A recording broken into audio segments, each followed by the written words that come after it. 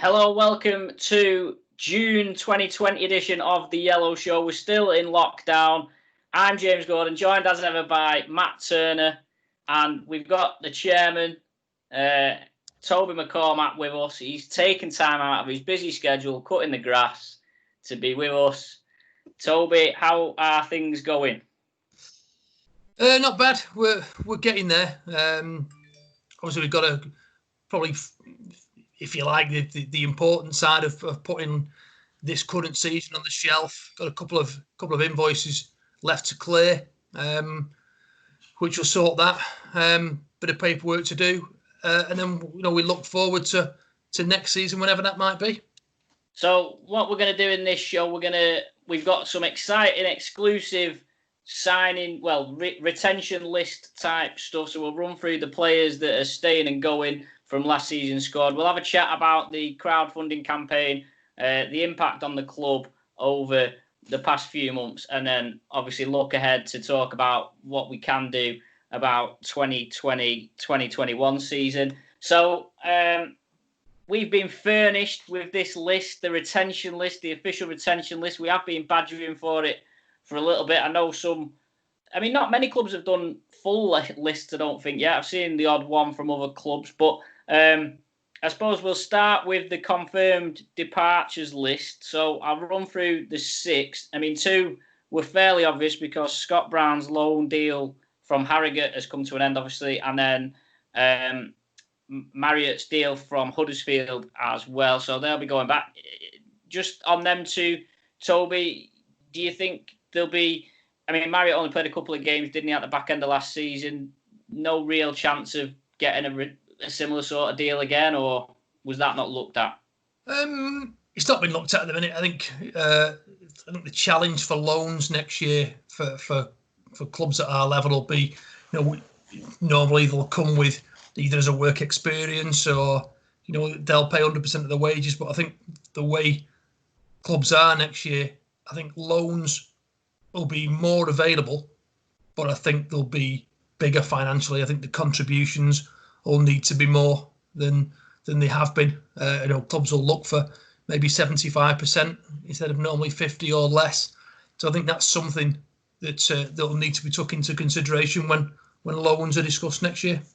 And obviously Scott Brown leaves a fairly sizable hole in the team, having pretty much played every minute since he signed. And obviously lost Ben Garrity from that central midfield as well. So I suppose that's probably the key area of recruitment as well to replace where he was. Yeah, we need to put some focus on that position, and we've got a few irons in the fire at the minute. So fingers crossed over the next few weeks we can get one in there. The other list. Sorry, go on.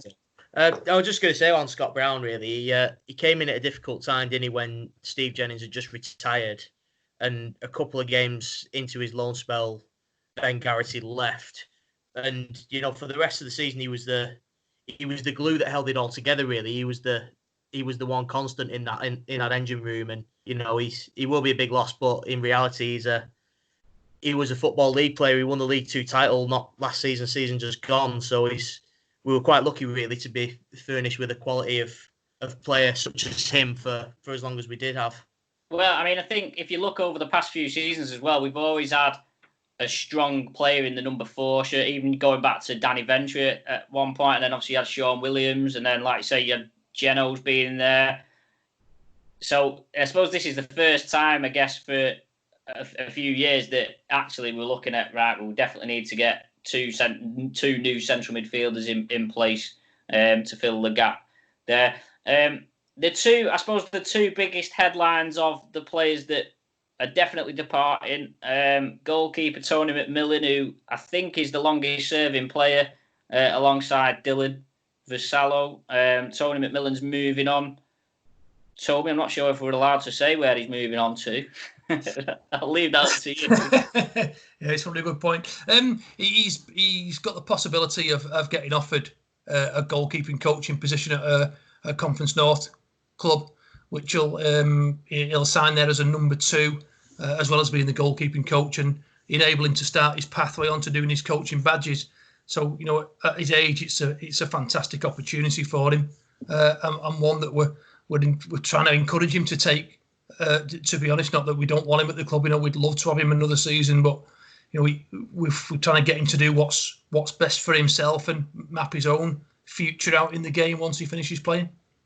I mean, it has to be said. I mean, he moaned at me last season for calling him a veteran goalkeeper, but certainly he had some really good performances. I mean, to be fair, he almost got better last season from the season before. Obviously, we had a lot of clean sheets the season before, but I think he was probably actually better in 19-20 than he had been in 18-19, especially because we had a lot of games where we were in close games and maybe the saves that he made actually made a difference in some of those games. And like I say, with him being a long-serving player, it is quite a loss, I suppose, to the club. Yeah, definitely. And he's a key player on and off the field. And during training, he concedes a goal in training. He's fuming. He's every goal that goes past him. He's not happy about. And I think he made some tremendous one-on-one stops. I think that was, if anything improves in a player as they get older. I thought he pulled off some tremendous one-on-one saves. And like I say, it's just at the point now where he has to think about what's next for him in the game. And I think even if he goes there as a number 2, he'll play games as well, which will suit him. So he'll get the best of both worlds, really. The other headline departure is Tony Gray, who will be moving on. He's been a mainstay pretty much in the team for the past couple of seasons. 36 years old now, and I think Card said on the last show that the injuries and stuff that we had last season really took its toll on Tony Gray, not because he was injured, but because he was having to play long minutes week in, week out and do the big physical things that, maybe players who were injured would have done otherwise. Yeah, the plan was to sort of use him sparingly, really, in sort of a one game a week scenario, if you like. But like you said, if due to some of the injuries we were carrying, he's had to play more games than we bargained on, and it sort of did take its toll on him eventually. And he's always been great for us. Scored some really important goals in some games, and of course he scored that free kick against Lancaster, the one that made the boot advert. So he's done some key things for us, and he possibly could turn up maybe in the League of Wales for another season. Who knows? But wish him all the best. I think obviously that may. Sorry, James. It may surprise a lot of fans. Tony being on the list of those going, because he's been here 3 seasons and I think he just about nosed into top scorer last season, but for the other 2 he was far and away the top scorer. So was his age sort of the main factor in that? No, not really. One of the key things, because we could be in for a really tough season ahead, and we're probably not going to be in a position where we can plan to use players sparingly. We're going to have to be sort of all hands on deck type thing. And as I pull a couple of things out the bag, things are going to be tight. So with that in mind, we've had to set up that way, unfortunately. And he sort of falls into that bracket where we just need that little bit more, and it's a lot to ask, I think, a 36-year-old forward to be doing that. Yeah, rounding off the list, two more outfield players. Luke Wall is going to play in Gibraltar, and then Asher Nelson, who was more of a fringe sort of cup game sort of player, young players, going to Australia. And then one other loanee that we didn't mention was Bobby Jones, of course, who played a few games as deputy when Tony McMillan was injured towards the end. I think he signed a pro deal at Wigan. I know a lot of the fans took to him while he was there. Is there any chance of a discussion with him, or would you expect him to probably play higher up next season on loan somewhere? Well, towards the end of his agreement, and it got sort of covered over by COVID, really. Wigan actually recalled him on his deal because they wanted him to play games for them. So they must have, if they've recalled him at that point, they've obviously got plans for him. But we'll stay in touch, and we'll see how things lie there come the start of the season. So there's 7 confirmed exits. What should we do now? Let's do the confirmed retention. So I'll run through the list of players who've agreed terms for the new season. You can explain what that actually means in a minute. So we got Mark Roberts, Jack Dunn, Jack McCreth, Josh Amos, Bohan Dixon, Jordan Buckley, Mitch Duggan, Matt Regan, Adam Carden, and then Tom Warren was already on a deal. Just talk us through, I guess, the approach that you've had to take with the players in light of what's going on, in the wider world. It was quite a simple thing, really. We attacked the list from the perspective where we included everyone, sort of who wants to stay. Then once they registered the interest of that, we of course had to negotiate with the players to suit the club financially as well, and not to impact too much on them, because they've got their own financial needs, and justifiably so, given what everyone's going through at the minute. So we'd sort of went through that process, and sort of one by one they fell into place, really. And I think we've got quite a strong retention list there for the sort of the ideas that we've got for next season, coupled with a few names that we've got coming in pre-season, which we hope we can keep those as well. So I think it's a great start. As far as the what does offered terms mean, we've agreed a figure with all those players, and they've all agreed to stay and play for the club next season. Great. So on top of those two, terms have been offered to David Raven and Dylan Vassallo, and still waiting to hear back from. I understand Ravens is more. I know he missed. Did he miss? I can't remember what game he did. He did his hamstring in one of the games towards the back end of the season, didn't he? Yeah. It's which might be a little bit sort of our fault as well, because we were struggling a little bit, and we didn't put pressure on him. But when you get your experienced pros like that, they want to be, they want to play every game they can. So because Dave does coaching as part of an education program, so it's important that, of course, Dave retains his fitness for work as his out and out priority. And Dylan, again, sometimes players just need the extra week or two. So we'll see how that goes. Yeah, just looking. Dave Raven's 35 now, so be 36 obviously by the end of next season. So you can sort of understand him maybe being on the borderline, but you'd certainly imagine he could still do a job at this level for another couple of seasons. He wasn't, his form hadn't tailed off or anything like that. So fingers crossed he can get where he needs to get to. We believe, and I'm sure there'll probably be some comments who'll probably prove us wrong, but we believe that only leaves two players, Sean Bealey and Physio. Yes, go on, try and say his last name. Go on. Adarabio.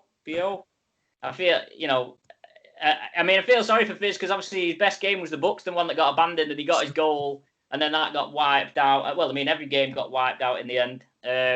So just explain that those two will be invited back for pre-season, effectively, to earn their place in the squad. Yeah, that's it in a nutshell. Okay. Go on, Matt. Just to cover Matt Regan, he was signed on in the days that sort of came after the Matlock game, which turned out to be the last game. Yeah. So it never officially came out, and obviously he never got to play. So for anyone who doesn't know anything about him, can you tell us a bit more about him? Left-sided centre half. Played. I think he's been at. I think he was at Liverpool as a youngster, been at Notts Forest. Played for a lot of Conference North clubs. Curzon was at Farsley last year. Is a born and bred Warrington lad, so that was important to him. That he wanted to come and play for us. So he was actually in the club on Monday night where we were talking to him. So he's looking forward for pre-season. Looking quite fit as well. Looking quite thin and trim and fit. So looking forward to seeing him in pre-season. So it's been well documented. Sorry, James. It's been well documented. The budgetary things that might, and what sort of impact the coronavirus pandemic would have on the budget. So with that in mind, the list of players and the quality that you've managed to retain, once again, it's testament to not only the quality of the management team and the backroom staff that the players seem to connect with and want to work with, but also it seems like that there seems to be a desire in that dressing room to finish the job, as it were.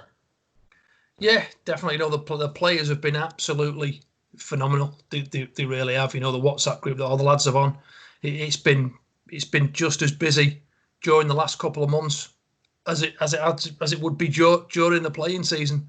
We held a little bit of an end of season Zoom session a few weeks back, which was a great session. So yeah, plenty of joviality in the camp still, given everything that's been going on, and you can tell that they really look forward to getting back together again. And I think, which is great to see, part of them staying was their understanding of how the club runs and where it's trying to get to, and they proper bought into it. Love the training ground, love training, and like you say, Cards and Bees and the staff doing a fantastic job there. So we're hoping that that with that core retention there, plus a few others. Yes, the squad could be off a lower number, but we're just hoping that with a couple of additions, we can try and be competitive. So you're looking at 10 players definite, maybe up to 12 with Raven and Vassallo who are going to resign. How many realistically do you think you're going to run with? Are you looking at 18? I think if it started on its normal date, you probably would. But if we're going to be starting later off a consolidated season where you're going to be playing more night games, it probably needs to be 20 really. Work commitments and the all playing twice a week type thing, and you'll always pick up knocks and have to try and have a bit of rotation. So I think we'll have to try and work off 20. How is Cards dealing with that in terms of, because I suppose if it's going to be 20 or it's going to be 18, that does have an impact on the budget, doesn't it? Because it's either going to have to stretch further or not. So how are you approaching that at the moment? Are you just sort of sitting tight for the time being? Well, I mean, at press, live time, we if we signed another 2 players for where the budget is now, that'd be us. That'd be us with a couple of young kids on the bench. So we've got a few initiatives coming up that we're hoping is going to add a bit more into it, and that's what we're sort of doing really, sort of on a weekly basis. I'm updating Cards on where we're up to budget wise, and he's working with that figure which helps his negotiations and people that he's speaking to. It's going to be difficult. It's going to be a weird market this summer because no one knows what's happening in the National League yet. So I think personally some clubs have gone too early in signing players. The National League release, if you like, isn't going to be when it normally is because they've no idea when their season's going to finish. And I think that's going to be key to how we work. And we've had an uncanny knack of picking up really good last minute signings, and that's how I think we need to sort of treat this summer. A little bit of a gamble, if you like, and go late on a couple and hope it works in our favour. Just to explain how much of a difference the income side of things make. So, to explain to fans and whatnot, I know obviously the social club and things like that are sort of separate, but it all underpins, the overall picture.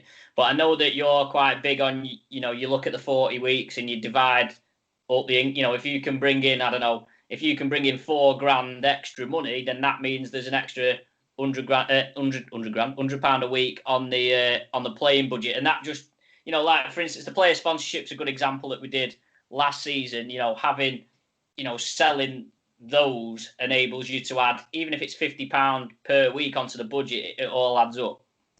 It does, and you just mentioned there, the social club's key. The weather we've had recently, even if there wasn't a lockdown, it would have been busier than probably this time last year because of the weather, and that sort of takes care of end of season invoices that inevitably come through clubs, because as you're getting further and further on in the season, if you're doing well, you'll gamble a little bit and push the odd invoice out to try and squeeze as much out on the grass as you can. Which we did.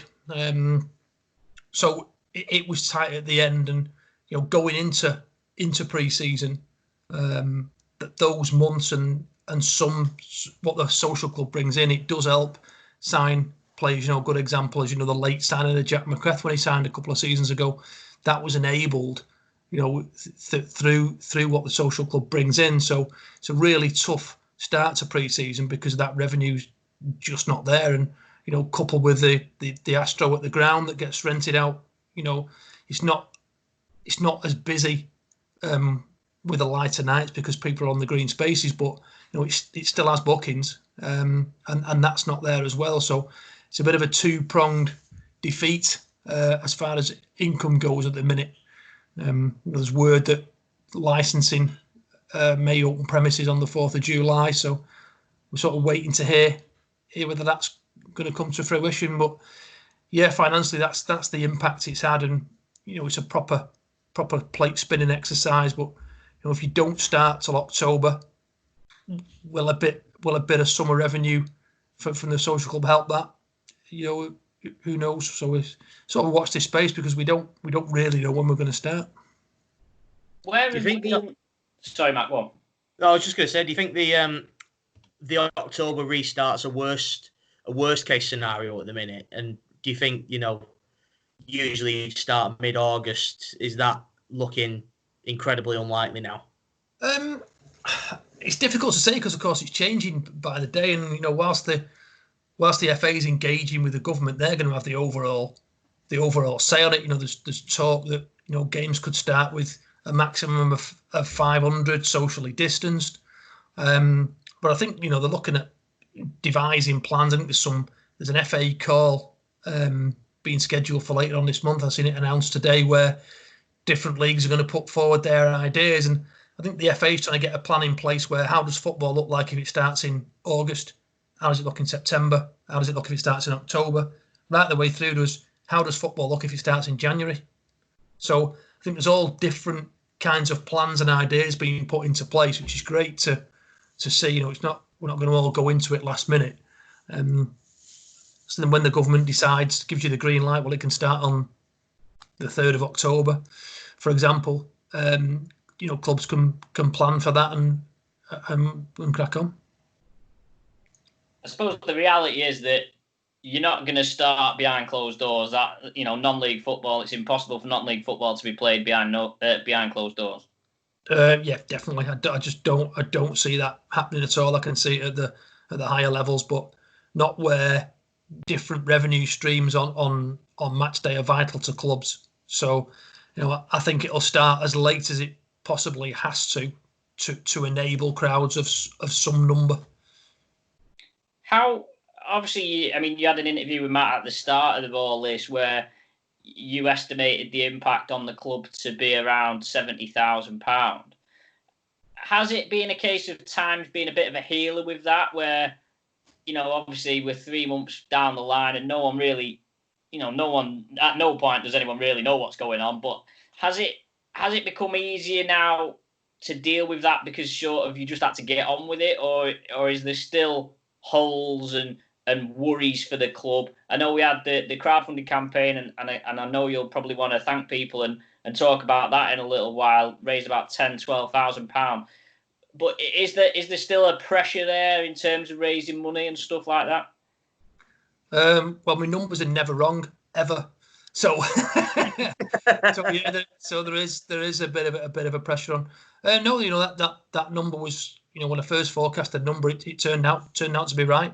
We're just getting to the sticky end of that now. As I mentioned earlier, we're getting past getting to the thin end of it now, and getting through it. And we have done. It's been a tough few weeks, and we just need things to restart just to get back on track. And it's been really tough because you're asking people who are struggling themselves, I need to delay this invoice, or I can't pay you this, and don't like to operate like that. But the help and assistance we've had from people that we've owed money to have been outstanding. It really has. And there's always the other side to the coin where we're actually owed money. We're actually got out either sort of outstanding sponsorship or things where we're owed cash, and that's been difficult because I don't want to be on the phone hounding people because I know I'm sharing a situation with them. So it's been a bit of a plate spinning exercise, but we're getting through it. I'm hoping. I said earlier that another couple of weeks and we should be clear of it and ready to go. Great stuff. I mean, obviously the crowdfunder he had the target of £10,000, which it met, which is brilliant. And I mean, was 10 grand an ambitious target for you? Yeah,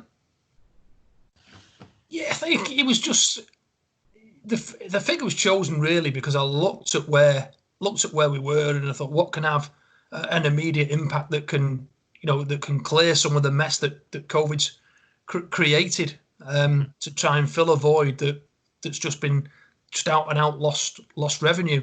There's been a bit of not negative publicity for clubs that have done crowdfunders. You see it on social media all the time.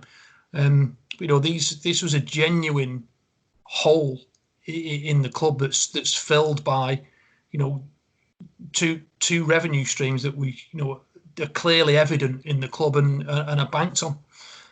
So it was a genuine hole to fill, and I thought it's just an easy figure that I thought was achievable. I didn't think we'd reach it as quick as we did. I think the response from the town was phenomenal. It really was, and once it gathered pace, it was a bit of a train really in the race to get to the 10,000, and we did more than that.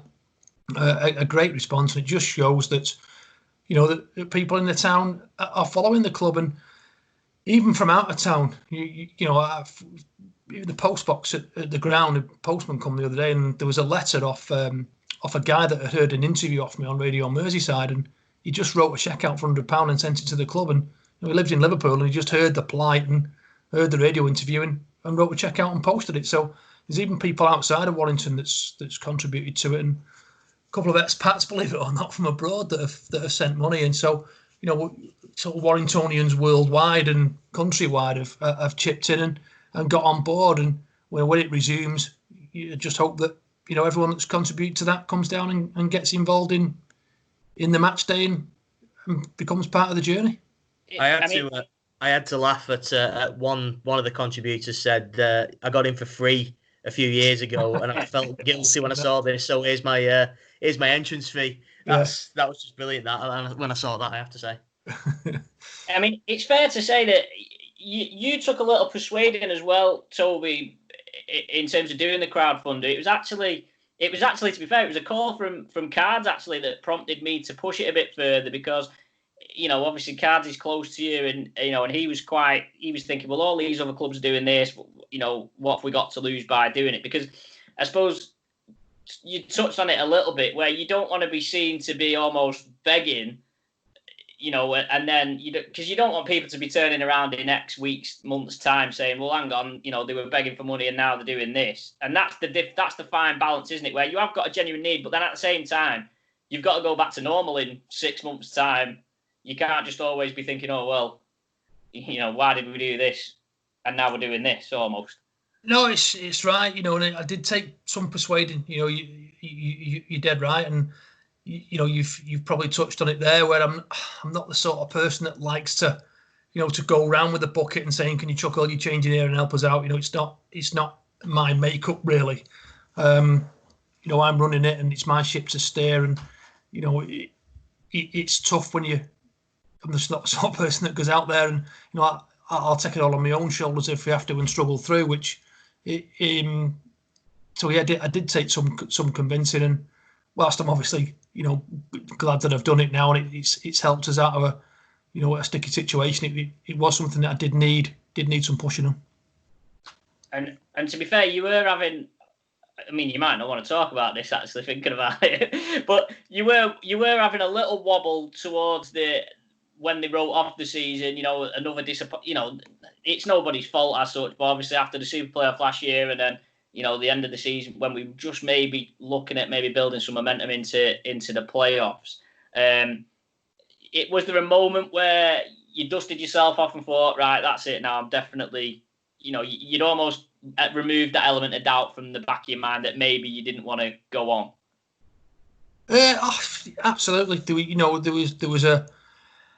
was a period of time there where I was in a really bad place with it, a really bad place, to the point where I was probably only a phone call away from dropping the keys off and letting someone else have a go. Because just it's a pressure job, because the expectation, you're trying to deliver for yourself, and I've always said, there's always pressure on results, but there's no bigger pressure than people's money, no bigger pressure than people's investment and money ever. It's always bigger than the 2-1 win or the 2-2 last minute draw, because people who do invest, to a point, some people that do invest are not investing in the club, they're investing in me. And because they're investing in me, I take the responsibility and what it means to them more serious. So, when they ring me on a Sunday afternoon or Saturday night and say, what's happened there? I'm mortified with it. And to get to what we'd been through after the Shaw Lane North Ferriby incident, and then the Super Playoff, and now this, I just thought, why am I doing this? Why am I investing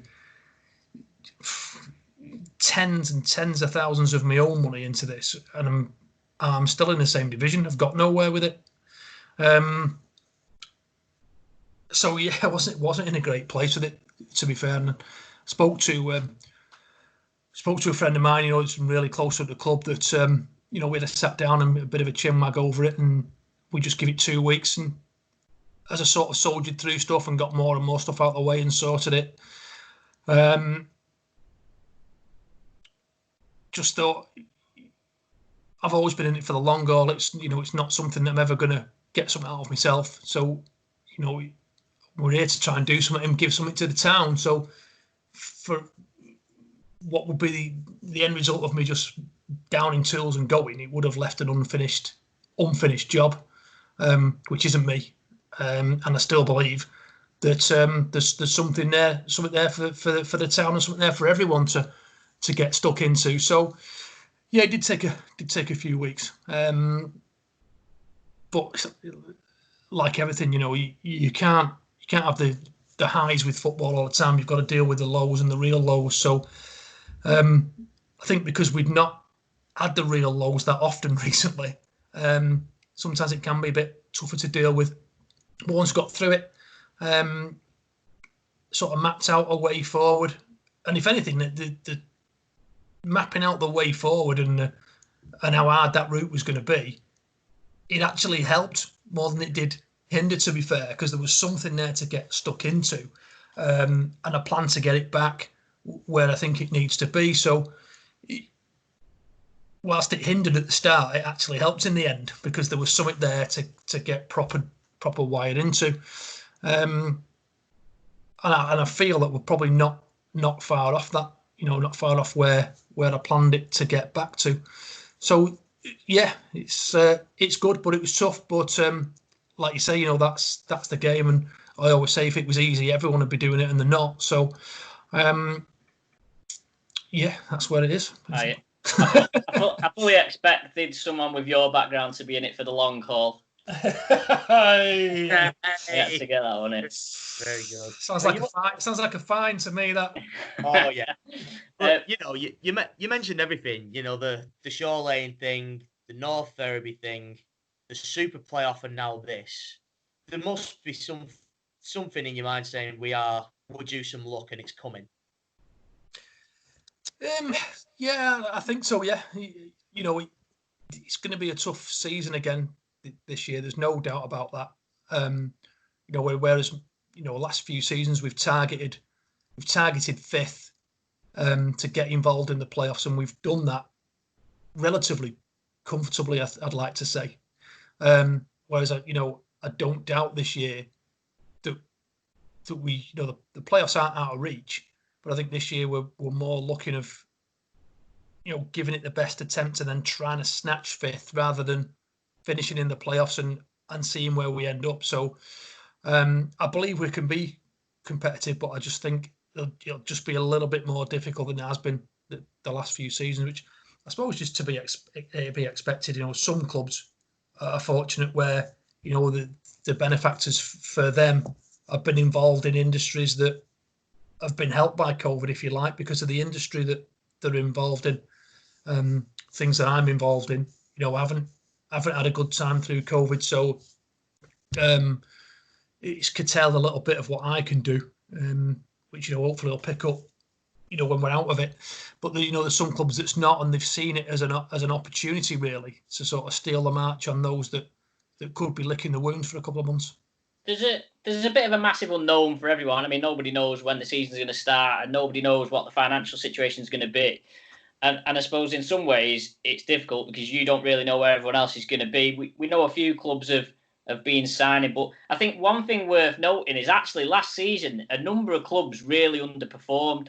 So, you're looking at Gainsborough, Buxton, Scarborough, teams like that should really probably be competing for top five, who were not, well, Matlock maybe as well, who were nowhere to be seen last season.